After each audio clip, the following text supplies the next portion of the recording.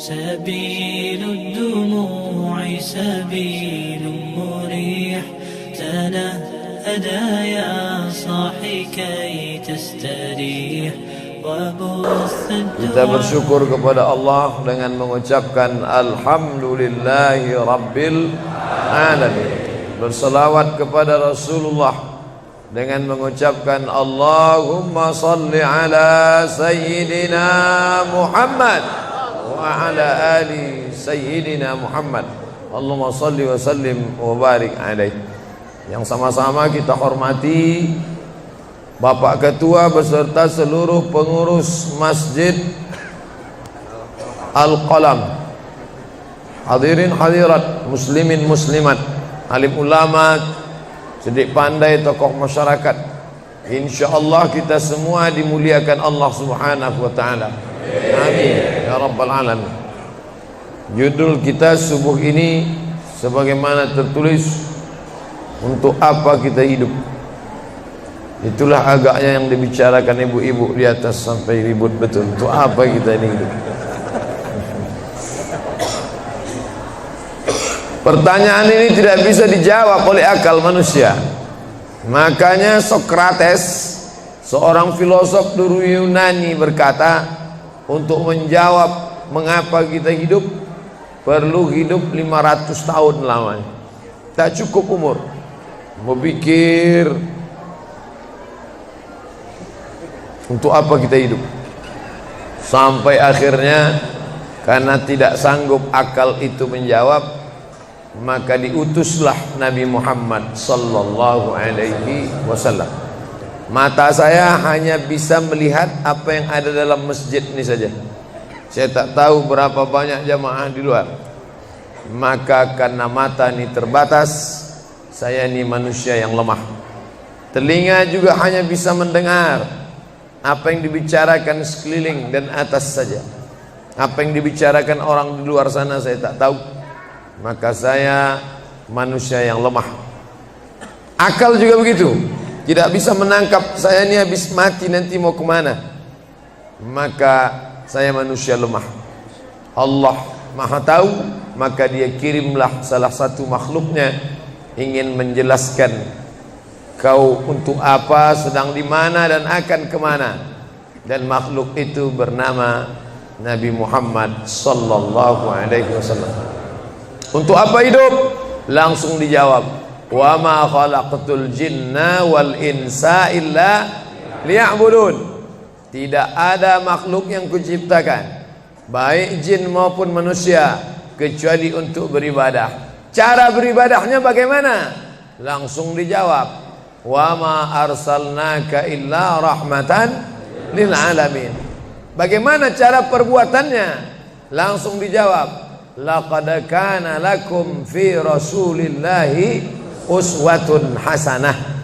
Maka Al-Quran itu menjawab pertanyaan-pertanyaan. Yas'alunaka 'anil mahid, mereka bertanya kepadamu tentang perempuan haid. Qul huwa adza, katakan itu kotor, tidak baik.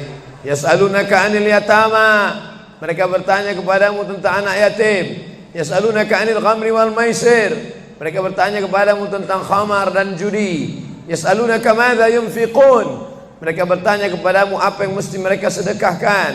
Yas'alunaka 'anil ruh, mereka bertanya kepadamu tentang ruh.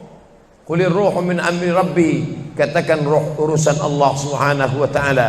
Wa ma utitum minal ilmi illa qalila, tidaklah kamu diberi pengetahuan tentang itu melainkan hanya sedikit saja. Jadi Al-Quran menjawab berbagai pertanyaan yang tak dapat dijawab oleh survei, tak dapat dijawab oleh lembaga penelitian riset. Dia menjawab apa yang tak bisa dijawab akal manusia. Pepatah Melayu berkata, kalau galah panjang sejengkal, jangan laut hendak diduga. Galah artinya bambu. Orang kalau naik rakit bambu mesti ditanamkan ke dalam sungai.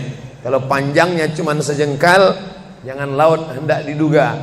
Itulah orang yang terlalu memaksakan akalnya, akhirnya ngomong sendiri dan senyum sendiri. Akhir puncak daripada akal adalah ngomong sendiri, senyum sendiri, angkot lewat pun dia senyum. Nauzubillah. Oleh sebab itu kita yang sangat rendah, hina ini mengaku lemah. Aku berserah kepada Engkau ya Allah. Berserah itu bahasa Arabnya istislam. Makanya kita ini tadi mengaku di hadapan Allah hanifan musliman. Aku condong kepada kebenaran, musliman, dan aku hanya berserah diri kepada Engkau ya Allah ya Rabbal Alamin. Makanya apa kata Allah kita ikut. Padahal ini akhir pekan, weekend, maunya santai, tapi kita ikut apa kata Allah Subhanahu wa taala. Bangun subuh ikut. Padahal ini mestinya santai di rumah, tidur-tiduran, membalaskan sakit hati hari Senin, hari Selasa, hari Rabu, hari Kamis, hari Jumat. Ini hari Sabtu, tapi justru hari Sabtu bersusah payah, berdingin-dingin di luar. Bahkan kabarnya jam 3 sudah ada yang datang ke masjid ini. Bahkan ada yang mabit di samping danau. Bayangkan itu. Orang mabit di Musdalifah, yang mabit di samping danau. Oleh sebab itu maka ini apa yang membuat makhluk ini bisa begini? Itu semua adalah orang-orang yang mengerti untuk apa kita hidup. Karena hidup adalah untuk beribadah. Bangun tadi dari tidur langsung beribadah. Buka mata, ibadah pertama adalah zikir. Alhamdulillahillazi ahyana ba'dama amatana wa ilaihin nusyur. Masuk kamar mandi, tempat najis, kotor, bau, kotoran, tempat setan, tapi tetap menjadi ibadah. Dalam WC-nya pun ibadah. Dia masuk lagi ke kiri, dia katakan Allahumma inni a'udzubika minal khubusi wal khaba'is. Keluar dari kamar mandi itu ibadah juga. Dia langkah kaki kanan, dia katakan ghufranaka, ghufranaka, maafkan aku ya Allah. Mengapa dia minta maaf keluar dari WC? Karena selama di WC dia tidak menyebut Allah. Lidah yang diciptakan untuk beribadah, selama di dalam tidak beribadah, maka ibadah di dalam WC hanya hatinya saja berzikir. Tak boleh menyambut seruan azan. Terdengar suara azan masuk ke WC, Allahu Akbar, Allahu Akbar, Allahu Akbar. Oh, tak boleh. Tak boleh mengucapkan salam. Assalamualaikum, Nabi diam. Assalamualaikum, Nabi diam. 3 kali diucap, Nabi diam. Selesai keluar dari toilet, WC, barulah Nabi menjawab Waalaikumsalam warahmatullah. Karena tidak boleh menyebut nama Allah, maka minta ampun keluar dari WC. Karena lidah yang semestinya dipakai untuk menyebutmu ya Allah, berzikir mengingatmu ya Allah, tadi tak kupakai selama beberapa menit di dalam. Maka dia katakan ghufranaka. Lalu kemudian melihat wajah di cermin, mana tahu ada kotoran di mata. Jangan sampai kita berjumpa sama orang di masjid, orang senyum, kita senyum, yang disenyumkan orang kita. Maka lihat dulu baik-baik. Maka ketika melihat wajah, dia pun menjadi ibadah. Allahumma kama hassanta khalqi fahassin khuluqi. Sebagaimana kalau kau sudah perbaiki bentuk ciptaanku ini menjadi sempurna, maka perbaikilah akhlakku ya Allah. Lalu setelah itu berangkat dari rumah menuju masjid, beribadah juga. Bismillahi tawakkaltu 'ala Allah, la haula wala quwata illa billah. Setiap langkah kaki ke Masjid Al-Qalam ini bernilai 1 langkah menghapus dosa. Langkah kedua mengangkat derajat. Langkah ketiga menghapus dosa. Langkah keempat mengangkat derajat. Tidak tanggung-tanggung, derajatnya diangkat Allah. Siapa yang duluan datang langsung dapat di depan. Tapi ada orang terlambat tetap tinggi juga derajatnya. Mana dia? Ini yang di atas. Siapa bilang perempuan direndahkan, dihinakan? Perempuan dimuliakan. Mana contoh perempuan dimuliakan? Kalau mau tahu, datanglah ke Masjid Al-Qalam. Perempuan dimuliakan. Bapak Ibu yang dimuliakan Allah, masuk ke dalam masjid, langkah kaki kanan, Allahumma inni as'aluka min fadlik. Itu doa nanti keluar. Tapi ketika akan masuk, apa doanya? Allahumma ya Allah, iftah li, bukakan untukku abwaaba rahmatik, pintu rahmatmu bernilai ibadah. Duduk berzikir, jangan ngobrol, jangan cerita. Foto Pak Ustaz, sikit-sikit boleh. Lalu kemudian selama itu tertulis tadi di atas. Itulah hebatnya masuk ke Masjid Al-Qalam, tidak hanya mendengar ceramah, dapat pengajian. Ketika saya masuk tadi, dengar suara azan, ada tulisan hadis riwayat Al-Bukhari. Siapa yang mendengar seruan azan lalu menyambut seperti bunyi yang diucapkan muazzin, kecuali pada hayya 'alas shalah, hayya 'alal falah, dia baca la haula wala quwata illa billah, ditutup dengan doa wasilah. Allahumma rabba hadhihi da'wati tammah wassalatil qa'imah, dimintakan untuk Nabi Muhammad, ati sayyidana Muhammadanil wasilah wal fadilah wasyarafa wad darajatal aliyatar rafi'ah. Yang kelima, wa ba'athullahumma maqaman mahmuda alladhi wa'adtah innaka la tukhliful mi'ad. Maka kata Nabi, halat laku syafa'ati yaumal qiyamah, layaklah dia mendapat syafaatku hari kiamat. Makanya selama duduk di depan tadi, tak ada satupun yang ngobrol, semuanya menyambut seruan azan. Allahu Akbar, Allahu Akbar, Allahu Akbar, Allahu Akbar. Ada kawan sebelah ngajak ngobrol, gimana bro program mancing kita? Allahu Akbar, Allahu Akbar. Nah, cerita tak tentu arah. Ini kita sedang beribadah kepada Allah Subhanahu wa ta'ala. Lalu kemudian selesai azan, salat sunat yang balasan pahalanya khairum minad dunya wa ma fiha, lebih baik daripada dunia dan seisinya. Apa itu? Qabliyah subuh. Sampai-sampai andai terlambat qabliyah subuh, tetap boleh dilaksanakan setelah subuh. Habis salat subuh barulah dilaksanakan qabliyah subuh. Tapi kalau sudah sama-sama ngaji, tapi kalau nanti pulang kampung, justru sekarang orang di kota ngaji, di kampung tidak ngaji. Zaman dulu di kampung ngaji, di kota tidak ngaji. Sekarang dunia sudah mau kiamat. Di kampung orang ngaji, di kampung orang tidak ngaji. Kenapa? Parabola masuk desa. Oleh sebab itu maka kalau di kampung itu tidak ada pengajian, mereka tidak tahu bahwa qabliyah subuh diganti setelah subuh. Nanti pas mau bulan puasa pulang kampung, jangan qabliyah subuh setelah subuh. Karena nanti begitu mereka lihat, loh apa tuh? Sejak tinggal di Bekasi ikut aliran sesat. Dan dia tidak tahu bahwa sholat qabliyah subuh itu jangan sampai tinggal. Andai tertinggal, tetap dilaksanakan setelah sholat subuh. Ayatnya diatur. Ayat pertama, qul ya ayyuhal kafirun. Ayat yang kedua, qul huwallahu ahad, Allahu samad, lam yalid wa lam yulad wa lam yakul lahu kufuwan ahad. Andai masuk ke dalam masjid, kebetulan jamnya langsung nampak kelihatan, iqamat tinggal 2 menit lagi, iqamat 2 menit, tak mungkin sholat 4 rakaat. Pilihannya tahiyatul masjid atau qabliyah, qabliyah atau tahiyatul masjid. Kalau melaksanakan tahiyatul masjid tidak dapat qabliyah. Tapi kalau melaksanakan qabliyah, automatically dapat tahiyatul masjid. Oleh sebab itu andai terlambat, waktu tinggal 2 menit, maka laksanakanlah qabliyah subuh.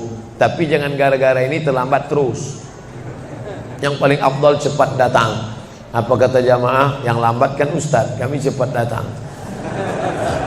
Bapak Ibu yang dimuliakan Allah Subhanahu wa ta'ala, selesai itu salat subuh. Kalau qabliyahnya lebih baik daripada dunia dan seisinya, apalagi salat subuhnya. Begitulah. Kalau qabliyahnya saja yang pendek ayatnya lebih baik daripada dunia dan seisinya, apalagi salat subuhnya. Lalu pahala salat subuh itu apa? Tak ada yang tahu. Makanya kata Nabi, lau ya'lamuna ma fil atamati was subhi, andai mereka tahu pahala salat subuh berjamaah, la atauhuma habwan, mereka akan datang ke Masjid Al-Qalam walaupun merangkak, habwan, lumpuh, sakit kakinya, dia akan datang, kursi roda tak ada, yang mendorong tak ada, datang dia ke masjid ini walaupun merangkak. Kenapa mereka tidak datang? Karena mereka tidak tahu. Kenapa mereka tidak tahu? Karena mereka memang tidak cari tahu dan tak mau tahu.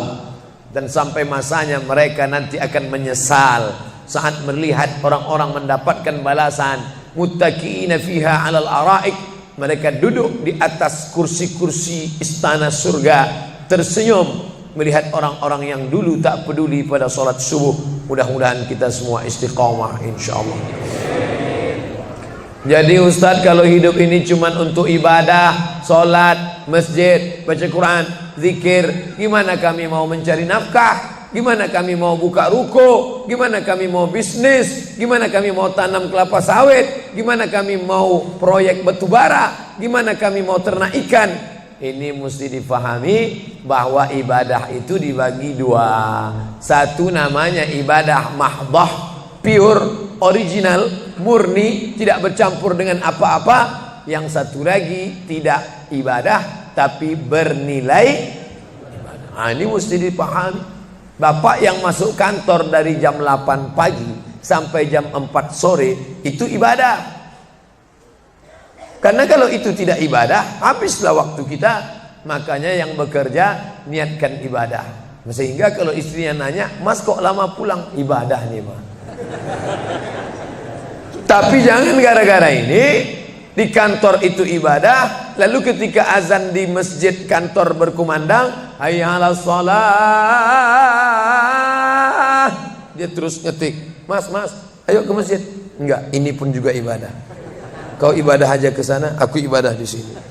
Itu juga enggak benar. Karena ibadah itu dibagi dua. Satu yang murni, pure, tidak bercampur dengan apapun, namanya ibadah mahdhah. Salat, baca Quran, zikir, iktikaf. Tapi ada satu lagi tidak ibadah, tapi kalau diniatkan dia bernilai ibadah. Termasuk ibu-ibu yang hamil 9 bulan 10 hari itu ibadah. Kalaulah 9 bulan 10 hari itu tidak ibadah, betapa tidak adilnya Allah. Masa kita yang duduk-duduk di masjid dapat pahala ibadah, dia yang muntahnya, yang ngidamnya tak dapat ibadah.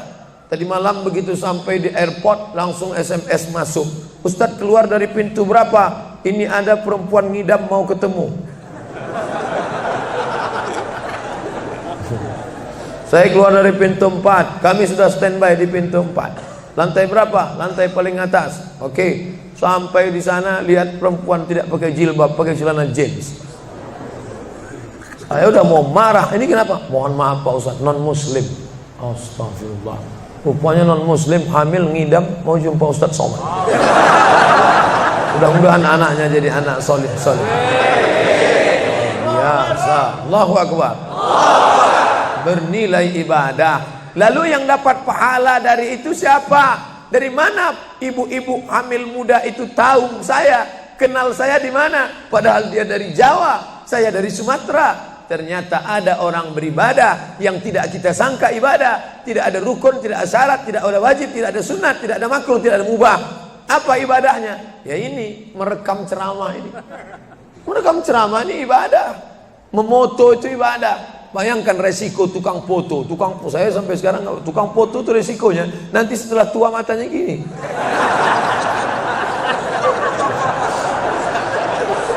Tapi kalau mereka niatkan ikhlas untuk ibadah, maka insya Allah sehat walafiat. Ini sampai sekarang yang banyak moto-moto ustadz itu mana ada matanya tetap aja sehat. Kenapa? Karena diniatkannya untuk ibadah. Hidup ini kalau berniat ibadah tidak ada capeknya, tidak ada lelahnya.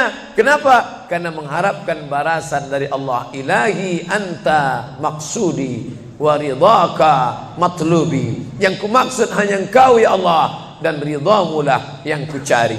Suatu ketika saya sampai di sebuah kabupaten kota, saya tanya ke Pak Bupati, "Pak, ya, kenapa Bapak buat pengajian untuk PNS hari Kamis pagi? Pagi Kamis buat pengajian tabligh akbar. Apa manfaatnya menurut Bapak sebagai pimpinan daerah?" Ternyata Ustadz Somad, kami sudah coba formula macam-macam untuk PNS ini. Pertama kami undang motivator dari Jakarta. Akhirnya di gedung hotel dengan biaya mahal. Lalu kemudian dengan infokus, suara menggelegar. Semangat, semangat, semangat. keluar dari situ lesu. Motivatornya pulang, pegawai letoy. Akhirnya kami buat undang tentara dengan bapak polisi, baris berbaris, siap, siap. Pak polisi pulang, nggak siap lagi. Ternyata yang disentuh paling mantap bukan fisiknya, bukan matanya, bukan pakai infokus, bukan pakai suara menggelegar, tapi yang disentuh adalah hati. Dan satu yang bisa menyentuh hati itu adalah agama. Itulah makanya ibu bapak coba nanti kalau mau buat praktek, buat satu kotak, buat satu lagi kotak, ada 2 kotak. Kotak ini buat voucher namanya sumbangan. Kotak ini buat juga voucher tulisannya sodakoh. Lihat mana yang paling banyak diambil umat Islam, sumbangan apa sodakoh? Sodakoh, padahal nilainya sama. Sumbangan 100.000, sodakoh 100.000. Bapak ibu silakan ambil untuk anak yatim fakir miskin kita. Pasti voucher yang paling banyak diambil adalah sodakoh. Kenapa? Karena mereka menganggap sumbangan tak ada pahalanya, karena bukan bahasa Arab. Apa dia? Sumbangan. Enggak ada dalam Quran. Ya ayyuhalladzina amanu, sumbangan. Yang ada adalah sodakoh. Innamas sadaqatu lil fuqara wal masakin wal amilina 'alaiha wal muallafati qulubuhum wa fir riqab wal gharimin wa fi sabilillah wa ibnis sabil. Itulah mengapa yang disentuh itu bukan nalar otaknya, tapi yang disentuh itu adalah hatinya. Ala fil jasadi mudghah, ketahuilah dalam jasad itu ada segumpal. Idza salahat salahal jasadu kulluh, kalau yang segumpal itu baik, maka yang lain ikut menjadi baik. Wa idza fasadat fasadal jasadu kulluh, kalau yang segumpal itu rusak, jahat, kotor, hitam, gelap, maka yang lain ikut menjadi rusak. Ala wahyal qalb, hati. Jagalah hati. Itu yang selalu dipesankan Ustadz kita Agim, jagalah hati. Jangan kau terserah. Bapak Ibu yang dimuliakan Allah, salah satu yang merusak manusia sekuler, membagi 2. Di masjid ibadah, di kantor tidak ibadah, fatal. Di masjid dianggap ibadah. Jangan heran kalau ada orang di masjid khusyuk, takut nengok ke atas, melihat hanya tempat sujud saja. Allahu Akbar, tidak mau lihat ke atas. Kenapa? Dia khusyuk. Tapi di kantor dia lebih setan daripada setan. Kenapa? Berasal dari pemahaman yang salah, karena dia sudah bagi 2. Di masjid ibadah, di kantor tidak ibadah. Bahkan yang lebih fatal, yang kotor-kotor di kantor bisa dibersihkan di masjid. Kotor. Akhirnya untuk membersihkannya pergi dia ke masjid. Laundry yang paling besar Masjidil Haram. Sampai di sana nangis di pintu Ka'bah. Ya Allah, dah selesai bersih. Enak aja. Bukan begitu ajaran Islam. Labbaik Allahumma labbaik, labbaik Allahumma labbaik. Apa kata malaikat? La labbaik wala sa'daik. Kau tidak dapat panggilan, kau tak dapat kebahagiaan, kau tak dapat haji mabrur, kau tak dapat surga. Zaduka haram, karena kau berangkat dengan uang haram. Oleh sebab itu pemahaman Islam mesti utuh. Semua adalah ibadah. Kalaulah gerak tidak ibadah, betapa menyakitkannya bapak-bapak polisi di jalan raya kena panas terik, padahal dia tidak ada penutup kepala di atas, berkeringat berpeluh. Mereka tetap merasakan itu sebagai ibadah. Tentara yang membela negara, angkatan laut di perbatasan sana, datang kapal-kapal perompak dari Thailand ingin mengambil ikan kita, tenggelamkan. Itu kalau tidak nilai ibadah, dia takut. Jangan-jangan sebelum kita tenggelamkan, kita duluan ditembaknya tenggelam. Maka itu mesti ada nilai ibadah di dalamnya. Itulah yang membangkitkan semangat jihad. Jamaah bertanya, Ustadz kemarin dari Jambi, terus kemudian terbang ke Miri, besok baru pulang ke Pekanbaru. Apa Ustadz? Saya lihat Ustadz dari tadi mengantuk saja. Iyalah, sampai tadi malam ke hotel jam 12, baru tidur jam 1 karena ada yang mau ditulis, jam 3.30 sudah bangun ceramah. Tapi begitu berjumpa dengan jamaah orang ramai, bangkit semangat. Habis ceramah ini tanya jawab, semangat lagi. Habis itu baru lesu.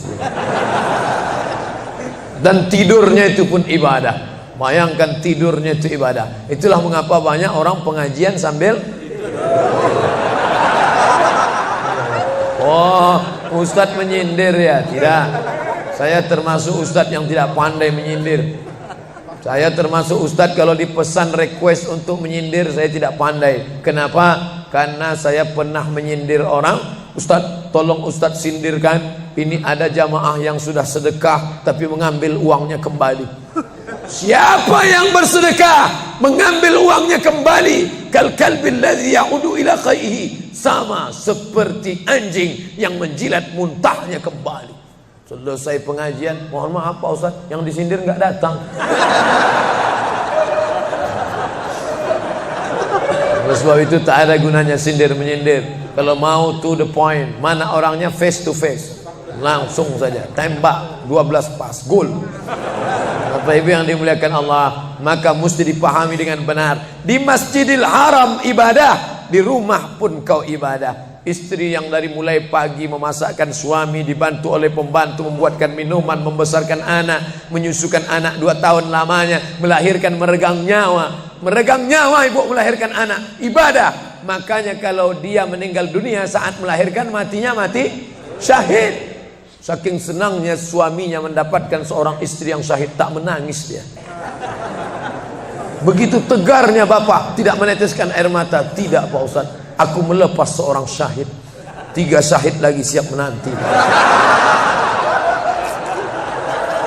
Peace, damai. Biasanya ibu-ibu kalau bawa cerita ini, kalau gini pulang aja lah kita kan. Nah, bercanda, serius sekali.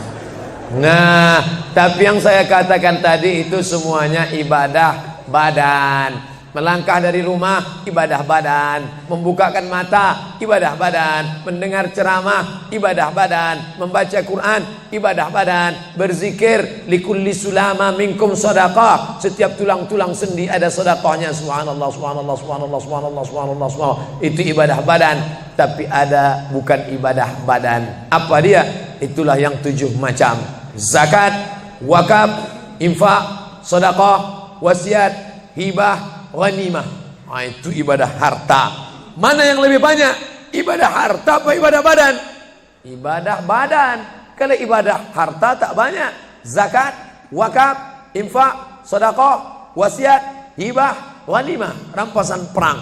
Tapi kalau ibadah badan, setiap gerak adalah ibadah. Makanya kita mesti bergerak. Likulli harakah barakah. Setiap ada gerak pasti ada berkah. Makanya tak boleh tidak bergerak. Air sumur kalau tidak ditimba, air itu akan busuk, butek, warnanya pun tidak ada seperti minyak di atas. Mata air mesti terus berganti. Darah harus tetap mengalir, jantung harus tetap berdetak. Makanya jangan pernah kosong dari aktivitas. Fa iza farata fansab. Selesai dari satu ibadah, pindah ibadah lain. Selesai ibadah tegak, pindah ibadah ruku. Habis ibadah ruku, pindah ibadah tegak. Habis ibadah tegak, pindah ibadah sujud. Habis ibadah sujud, pindah antara 2 sujud. Selesai sudah salat, lalu kemudian puasa. Selesai puasa, lalu kemudian berzakat. Selesai zakat, lalu kemudian mengitari Ka'bah. Subhanallah walhamdulillah wa la ilaha illallah wallahu akbar. Selesai itu melontar jumrah. Selesai itu menggunting rambut. Selesai itu berzikir. Tidak pernah kosong. Sampai kapan? Sampai malaikat maut mencabut nyawa dan ucapan terakhir yang keluar dari mulut adalah la ilaha illallah. Itulah jawaban tentang pertanyaan untuk apa kita hidup di dunia. Nanti kalau ada anak, ibu, bapak, tetangga, kawan, sahabat, andai tolan bertanya, untuk apa kita ini hidup? Tak usah jawab, putarkan aja videonya. Itulah enaknya zaman sekarang. Kalau dulu mesti diingat. Saya dulu pulang sholat Jumat, mak saya manggil, sini, ya mak, ceritakan apa isi khutbah khotib tadi di masjid. Gini. Itulah awal saya ceramah. Jadi saya paham mengapa saya menjadi ceramah sekarang dan saya tidak pernah merasa menceramahi Bapak Ibu, saya tidak pernah merasa mengguru-gurui, saya hanya seperti seorang anak sedang bercerita pada ibunya saja. Tadi mak kata khotib itu begini. Anak sekarang enggak. Apa kata khotib tadi? Ini MP3-nya mak. Bapak Ibu yang dimuliakan Allah Subhanahu wa taala, ibu yang mendidik anak-anak ibu ibadahnya luar biasa. Itulah mengapa ibu lebih tinggi derajatnya daripada laki-laki. Ilzam rijlaiha, kau urus tapak kakinya, fatammal jannah, kau dapati surga di sana. Di bawah tapak kakinya surga, al jannatu surga, tahta di bawah aqdam kaki al ummahat, ibu-ibu. Kenapa begitu? Karena ibadah dia yang luar biasa, tidak bisa dilakukan oleh laki-laki. Salat kita bisa, puasa kita bisa, tawaf kita bisa, sa'i kita bisa, melontar jumrah kita bisa, tahallul kita bisa. Tapi ada yang kita tak bisa. Apa dia? Mengandung kita tak bisa. Siapa yang mau coba mengandung, keluar dari sini, ambil bola voli, ikat di perut. Melahirkan kita tak bisa. Siapa yang ingin coba melahirkan, keluar dari sini, telanlah jeruk bulat-bulat. Habis itu keluarkan bulat-bulat. Menyusukan kita tak bisa, dan itu ibadah. Tapi bukan ibadah mahdhah. Dia tidak selevel dengan sholat, zakat, puasa, haji. Tapi ibadah ini berkualitas. Ibadah badan sudah, ibadah harta sudah. Ada ibadah yang terakhir, yang ketiga. Kalau ibadah badan berkeringat, lelah, capek, ibadah harta, duit habis. Tapi ada ibadah satu lagi, tak nampak di mata. Apa dia? Ibadah hati. Itulah dia ikhlas. Orang yang ikhlas tak tampak. Ikhlas, ridha, qanaah, tawakal, zikir, muhasabah, muraqabah, tazkiyatun nafs, mensucikan hati dari penyakit hati, riya, sum'ah, takbur, sombong, hasad, busuk hati. Itu ibadah. Kenapa begitu? Disitulah letak adilnya Allah. Man bana masjidan, siapa yang bangun masjid, banallah mislahu baitan fil jannah, dibangunkan Allah untuknya satu istana di dalam surga. Bapak Ibu yang ikut membangun masjid ini, mudah-mudahan diberikan Allah Ta'ala balasan melimpah ruah. Kami nggak bisa Pak Ustadz, jangankan bangun masjid, buat rumah kami aja kami nggak bisa. Allah Maha Adil. Kalau kau tidak bisa dengan ibadah harta, maka engkau dengan ibadah tangan. Apa dia? Ikut gotong royong masjid. Nampak ada pembangunan masjid, ikut ngecornya, pasangnya, tapi dengan syarat menyelesaikan masalah. Jangan buat masalah. Man shalla isnatai asyarata rakaah, siapa yang salat 12 rakaat fil yaumi wal laila, sehari semalam, bunyalahu bihinna baitun fil jannah, dibangunkan untuknya satu istana di dalam surga. Sama macam orang yang bangun masjid, salat 12 rakaat. Kamu bisa bangun masjid? Bisa. Bagus. Kamu? Saya nggak bisa. Amal saya apa? Tenang, ada amal. Allah Maha Adil. Salat 12 rakaat. 2 rakaat sebelum subuh, 4 rakaat sebelum zuhur, 2 rakaat setelah zuhur, 2 rakaat setelah maghrib, 2 rakaat setelah isya. 12 rakaat. Saya nggak bisa Pak Ustadz, sedang terbaring di rumah sakit, kaki sakit, kepala sakit, hati sakit, jantung sakit. Stop, jangan lanjutkan. Aku tak sampai hati mendengar penderitaan. Jadi amal saya apa Pak Ustadz? Ada satu amalmu. Apa dia? Ridha, menerima takdir Allah Subhanahu wa ta'ala. Sakit Pak? Tidak. Kenapa? Sakitku hilangkan hatiku ridha. Man lam yasbir bi balai, siapa yang tak sabar dengan bala ujianku, walam yarda bi qada'i, yang tak ridha dengan takdirku, falyatlub radban siwaya, carilah Tuhan selain aku. Kau sabar, kau ridha menerima itu. Apa balasannya? Lebih hebat daripada balasan orang yang bangun masjid, lebih besar daripada balasan 12 rakaat salat. Innama yuwaffas sabiruna ajrahum bighairi hisab. Orang yang sabar itu balasannya bighairi hisab, tak dapat dihitung, tak dapat dikira, unlimited. Begitulah Allah Maha Adil. Untuk apa kita hidup? Hidup untuk beribadah. Ibadah apa yang kita lakukan? Ibadah badan, ibadah harta, ibadah hati. Yang sudah melaksanakan tiga-tiganya, alhamdulillah. Yang baru melaksanakan satu, tambah. Yang satu pun belum, innalillah.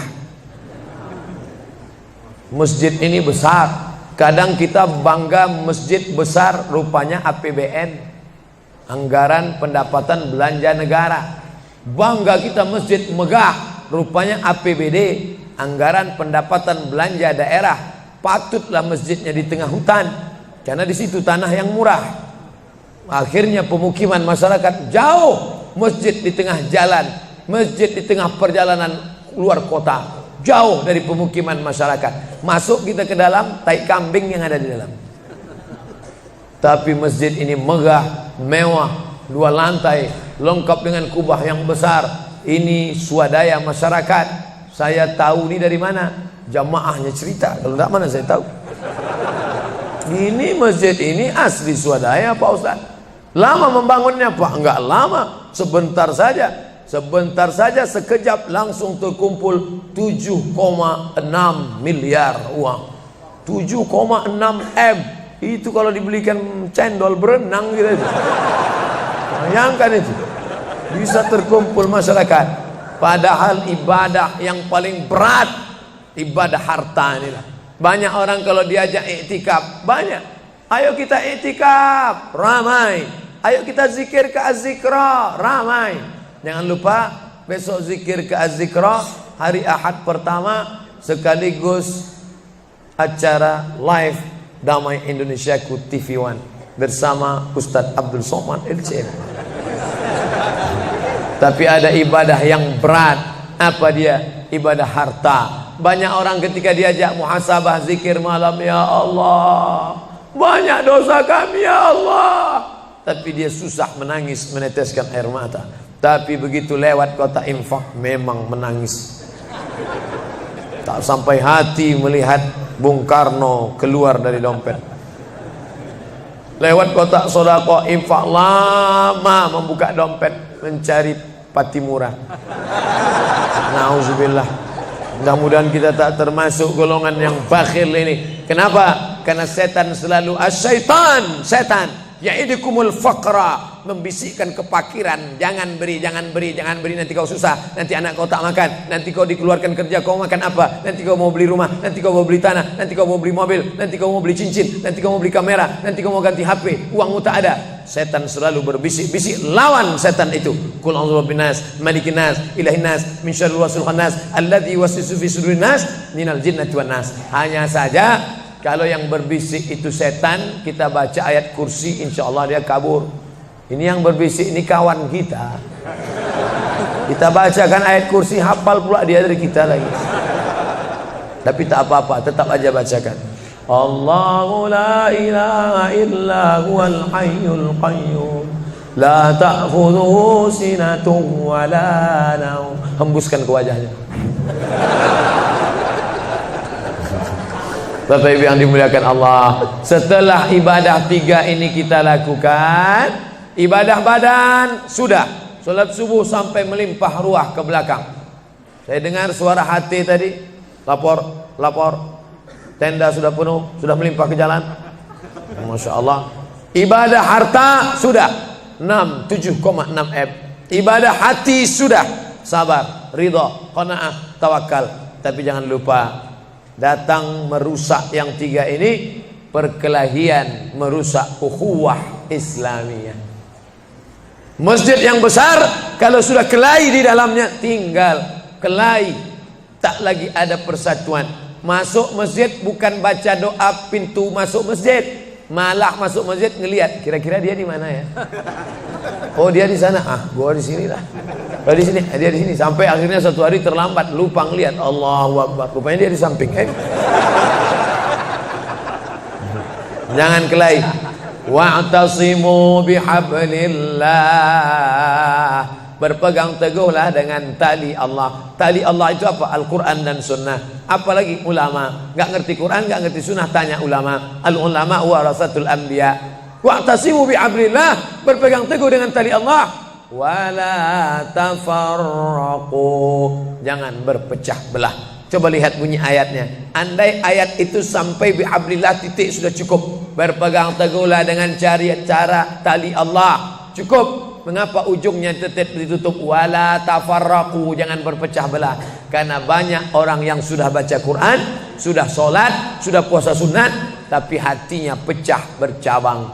Galah patah boleh disambung, kaca retak boleh direkat, hati rusak kemana obat akan dicari.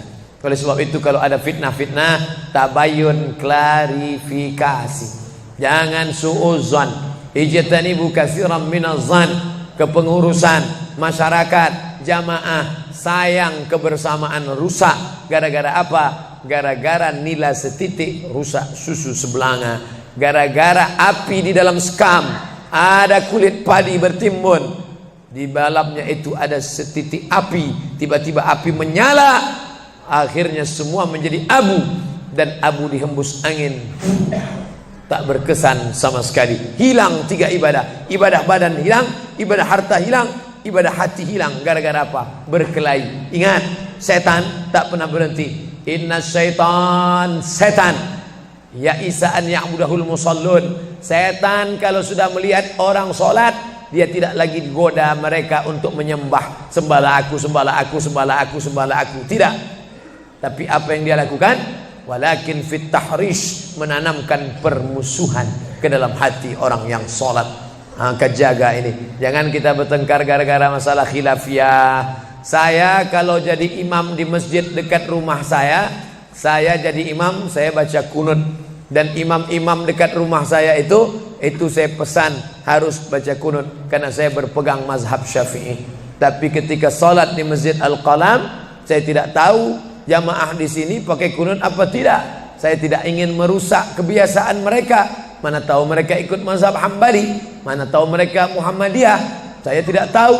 Maka ketika diminta jadi imam, Ustaz jadi imam, batuk.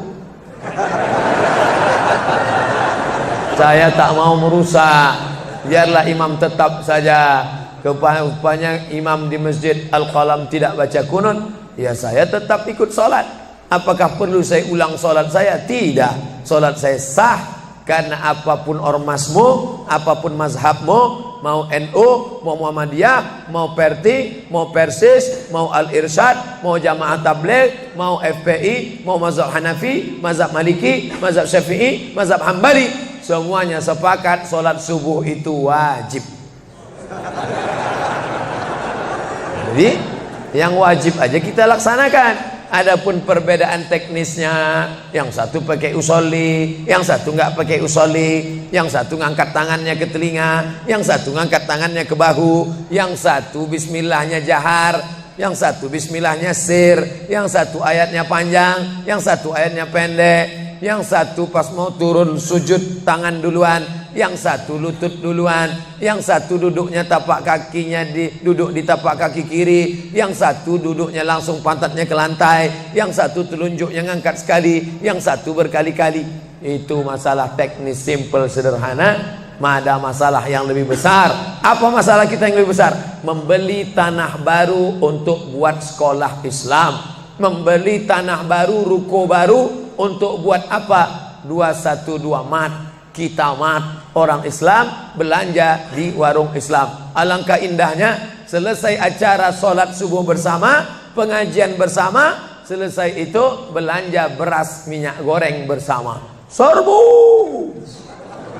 Sehingga bangkitlah ekonomi umat. Berapa pegawai bisa ditampung bekerja? Langsung membeli beras ke tempat-tempat tanaman masyarakat, sehingga mereka tidak menjadi korban rentenir. Musim menanam diulur, kasih pinjaman pupuk, pinjaman tanah. Masa musim manen ditarik, mereka menjadi korban rentenir lintah darat. Disedot darah mereka sampai kering dan mati. Kita selamatkan dengan apa?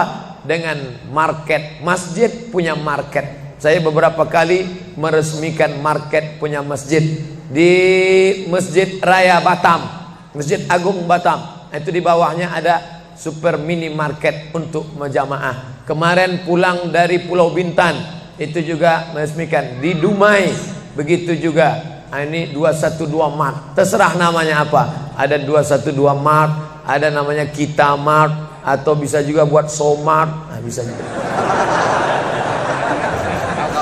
Bapak Ibu yang dimuliakan Allah Subhanahu wa taala, maka visi misi kita ke depan, jauh melihat ke depan. Kami harus punya pusat perbelanjaan komunitas muslim, kami harus punya komplek perumahan muslim.